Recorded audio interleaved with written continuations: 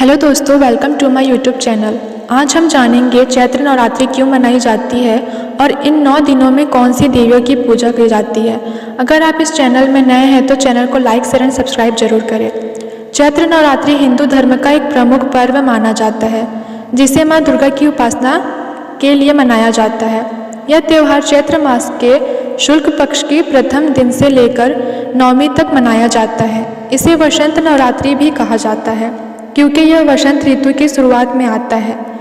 चैत्र नवरात्रि मनाने का कारण, इस पर्व का प्रमुख उद्देश्य शक्ति साधना और भक्ति को बढ़ाना है। ऐसा माना जाता है कि इन दिनों देवी दुर्गा की कृपा पाने के लिए उपासना, भजन, पूजन और हवन करने से जीवन की नकारात्मक ऊर्जा समाप्त होती है और सुख समृद्धि का आगमन होता है।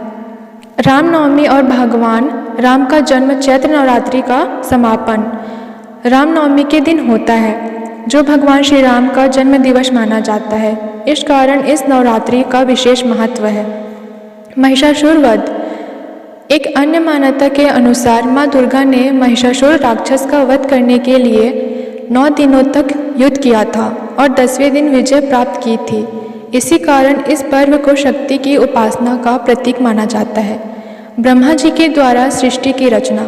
ऐसा भी कहा जाता है कि सृष्टि की रचना का आरंभ चैत्र मास की प्रतिपदा को हुआ था, इसलिए इसे नववर्ष का शुभारंभ भी माना जाता है। नवरात्र में 9 दिनों में अलग अलग माताओं की पूजा की जाती है। हर दिन माँ दुर्गा के विभिन्न रूपों की पूजा की जाती है। पहला दिन है माँ शैलपुत्री का।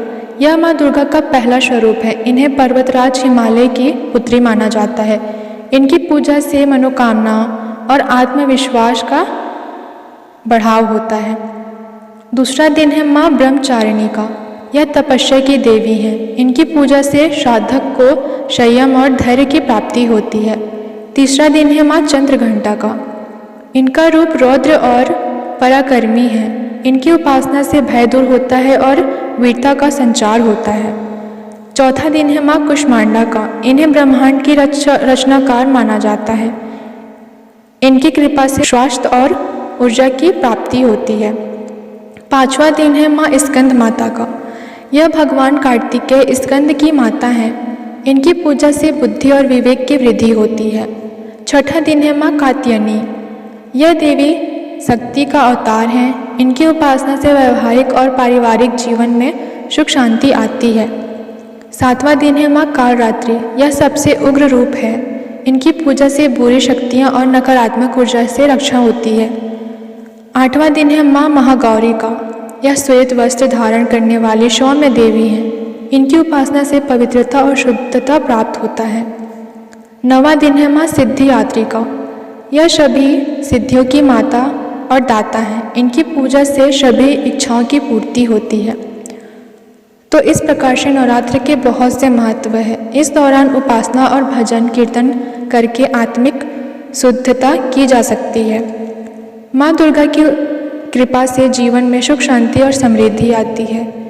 यह समय आत्मनिरीक्षण और नकारात्मक विचारों से मुक्ति का होता है। इस प्रकार चैत्र नवरात्रि न केवल धार्मिक रूप से बल्कि आध्यात्मिक और सामाजिक रूप से भी अत्यंत महत्वपूर्ण है।